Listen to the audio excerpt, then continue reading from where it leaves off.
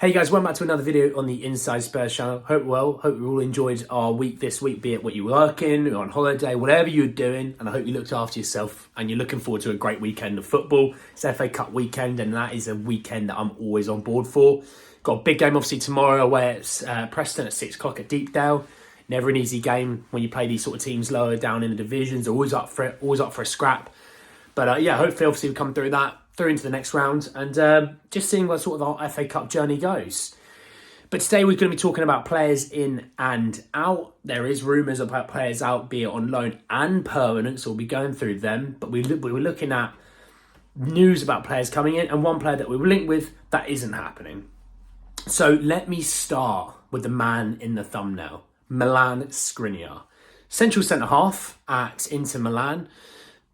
We've been linked with Milan Skriniar ever since Mourinho was here. And that is a long, long time. We were linked with like a £60 million deal with him. You know, a lot of money, more than we even spent on Romero. This has come out from many sources, be it in England and abroad, from anywhere from tier 1 to tier 1.5, that Milan Skriniar is wanted by an unnamed club in the Premier League who have made an offer. These sources have also said in follow-up tweets, Spurs are that team that apparently made that offer. So, just on the face things, on just that alone, before I go any further, that's exciting. In my opinion, a world-class centre-half who knows the Conte system, who knows quite a few of the players that play in this system right now for us, because they've been in the Serie A, but also a player that I believe is physical enough and dominant enough to really take our defence to another level. The idea of having Romero sitting alongside a Milan Skriniar, sitting alongside, and I keep saying it, a Bastoni. I really think Bastoni is the summer guy. That is a world-class set of centre halves. You follow that up with a Pedro, Porro and a Perisic with an Oblak, and I really hope it's Oblak. I don't hope it's anyone else. There's no reason why it can't be maybe a David Raya, who's obviously shown a lot of potential in the Premier League, but an Oblak who's a world-class keeper, who's been a top 3 to 5 keeper for years now. That is no reason why that doesn't challenge for the Premier League. That's how serious that defence could be, right? The issue is with the Skriniar deal, he's got 6 months left on his deal, so it's actually not going to cost a lot, 25 million, right? Lots and lots of potential there to take that money and then look in the summer to get the mega signing, the mega centre-half signing, which would be the Bastoni, who's got a year left on his contract in the summer, or a Gavadio, if that's the case. The issue is PSG are still interested in Milan Skriniar. PSG would pay the bigger wages. PSG would do a lot more for him. They'd win some tin pot trophies for themselves. The only thing is that Milan Skriniar's representatives have apparently asked PSG to match this offer that's been made because he wants to go there. That's his priority. Fair enough. All power to him. It doesn't mean a deal doesn't get done. PSG wanted him in the summer. They offered basically deals that weren't very good towards Inter Milan's valuation. And I think Inter thought that Milan Skriniar would sign a new contract. They'd been so bravado-esque through the media for months on this, saying that he's going to sign a new deal, He has rejected every single contract offer given to him. Now Inter have hit panic buttons and panic stations, and they need to cash in to get some form of equity back from him, because obviously they are cash-strapped right now. If the case that PSG are going to come in and match the offer, he goes to PSG. If in the case that we're proactive, we move quick, we get the deal struck, we offer him a good contract, we say, look, here's some signing on fee that you would have gotten in the summer, we will give it to you now, make the deal, I don't know, a £35 million deal, it's worth it. Yes, he's only got 6 months left in the deal, but it is worth it. It's worth every single penny to a player that could potentially seal the top 4 for us. He is that good a player that you could seal the top 4 with him, right? Don't also forget, he is another linchpin alongside a Perisic and a Conte to go to Inter and say, hey, Bastoni, you would fit into that left centre-back role beautifully. Let's get you in. You could look at Nicola Barella in that centre-mid park. He would be perfect alongside a Bentancur. You could look at a few of these players that Inter currently have who could fit our system beautifully it would work.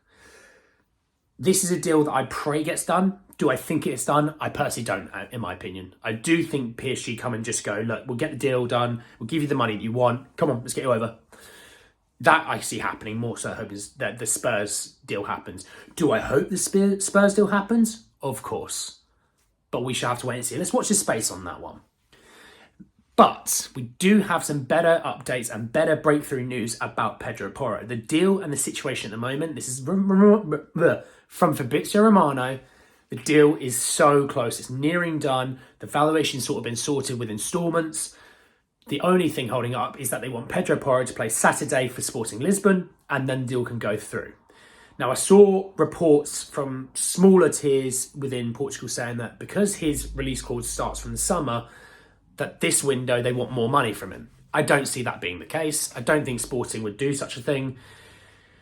I don't think any side of this, other than maybe Pedro Porro side, I don't think any side has covered themselves in glory. I don't think we've probably been easy to deal with. I know they haven't been easy to deal with. I just think the deal is like, let's just do 45 million. Let's get it done. You can let him play this weekend. Get yourself over the line with a win, hopefully. And then Sunday, get the deal sorted. He's back. He's in London and we can get him started. Because I tell you what, a right wing back right now is massive. Because he's an absolute baller, Pedro Porro, and he makes our team much better. So fingers crossed he is done, because we really need that. One player that we're heavily linked with, it's not happening. He's off somewhere else, Anthony Gordon. Just a real quick one on this. We were linked to him a couple of days ago that apparently his agents were in London talking to Newcastle and Spurs representatives. It's not true. We were never in for him. He's gone to Newcastle for 40 million, which is kind of ironic when we offered something similar in the summer. And Chelsea offered up to 60 million in the summer, and they're getting 40. It's typical Everton business for you. There you are. Moving on anyway, to players leaving the club. So, this ties in a little bit about homegrown players, which I'll explain as well. So the first one is Davinson Sanchez to Nice in France. This deal has sort of been touted. They made an inquiry into the situation with Davinson to see if he'd be keen to leave. Davinson Sanchez's representative said he's not interested in leaving Spurs in January. I do see him moving on in the summer, though. I think it's come to that time where he's been around for a long time. He's played under Pochettino all those years ago now in the Champions League alongside Vertonghen and Alderweireld in a back three. He's been here for a long time. He was touted as a world-class player at the age of sort of 18, 19, with the potential of being that, It hasn't really worked out in that regards. He's been around for a long time. I do see now this being the summer that Davinson moves on to different things. I don't think he's been a flop at Spurs. I just don't think he's really hit the heights that we thought he was going to. So I think it would be the right time now to move on and try something new. One player, though, who I do see leaving in January is Bryan Gil on loan to Sevilla. Quick little backstory to this one, obviously. I know he's Spanish, and that's what you think I'm going to say. It's not. What I'm going to say is the Marseille manager back in the summer, when they wanted Bryan Gil, is actually the manager now at Sevilla. Okay? He's clearly a Bryan Gil fan. You know, find you someone that wants you the way he wants Bryan Gil, right? That's what I'm saying. This ties in, though, with the Dan Juma situation. So the Dan Juma situation, when he got signed, it meant Spurs potentially had to let go or not include a non-homegrown player within the squad. If you loan out Bryan Gil, we get some game time over Sevilla, but also it means you can adjust and put Dan Juma in without having to make anything too drastic, okay? I hope Bryan Gil gets minutes to Sevilla. I don't see him getting enough minutes here, and when I did see him play, I thought I saw a player there with a lot of potential. You know, Conte talks he's like a Bernardo Silva. You could see that to a degree, you could. I think he'd have to be better defensively because Bernardo Silva works very hard defensively. But I do think going off to Sevilla isn't a bad move whatsoever. It's a good, solid team. I don't see any issues. I do think they're still in Europe, but don't hold me to that. I'm not exactly sure off the top of my head. The one player that's linked with a potential permanent move away, though, is Jed Spence. Now, this one irks me a little bit because we signed him in the summer, a guy who was in the Championship team of the season last year for a team who got promoted into the Premier League this season, who showed bags of potential going forward, who suits a wing-back system very, very well.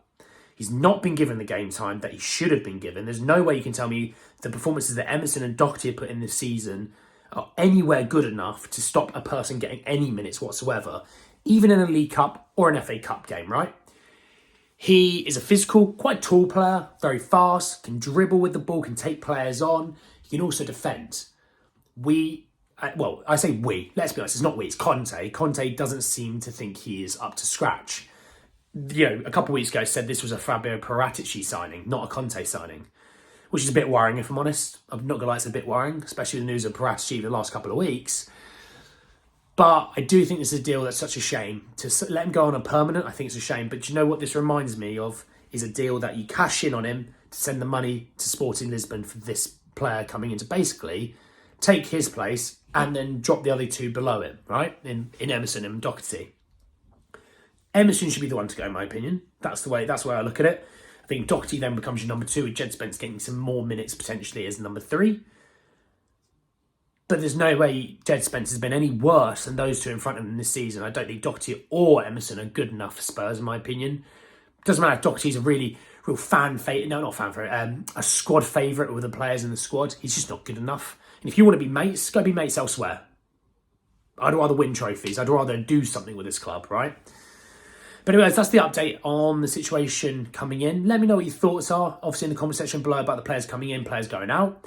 Drop a like, obviously comment, subscribe, obviously, if you are new. Hit the bell notification, there'll be more to come, obviously in a few days leading up to the end of the transfer window. And I'll see you all very, very soon, lads. Take care.